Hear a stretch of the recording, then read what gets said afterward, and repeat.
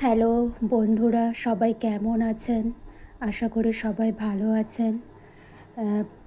জানেন তো বন্ধুরা, পাখি গাছের ডালে বাসা বাঁধলে আর গাছের ডালের উপর বসে থাকলেও সে কিন্তু কখনো গাছের ডালের উপর ভরসা করে না।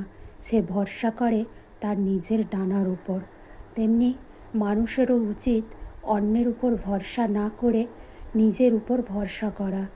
নিজের উপর ভরসা করেই সমস্ত কাজে এগিয়ে যাওয়া। তবেই নিজের উপর ভরসা করলে দেখবেন, সে অন্যের উপর ভরসা না করে নিজের উপর ভরসা করলেই অনেক দূর মানুষ এগিয়ে যেতে পারবে। নিজের উপর আত্মবিশ্বাস রাখতে হবে, নিজেকে বিশ্বাস করতে হবে।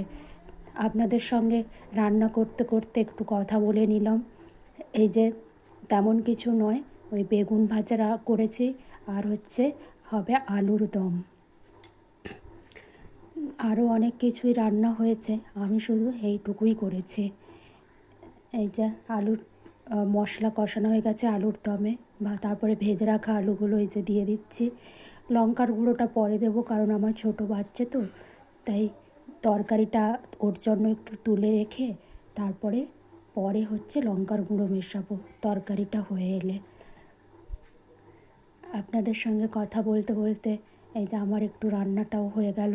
রান্নাটা শেষের পথে জল দিয়ে দিলাম, ঝোলটা ফুটে উঠলেই রান্নাটা কমপ্লিট। এই যে এবার লঙ্কার উপর থেকে দিচ্ছি। উপর থেকে লঙ্কা গুঁড়ো দিলে অতটা খেতেও ভালো লাগে না। আমি অনেকবার ট্রাই করে দেখেছি, কিন্তু কিছু করার নেই, আমার ছোটো বাচ্চা আছে, তাই ওর জন্য আগে তুলে না রাখলে তো ঝাল খেতে পারে না এখনও।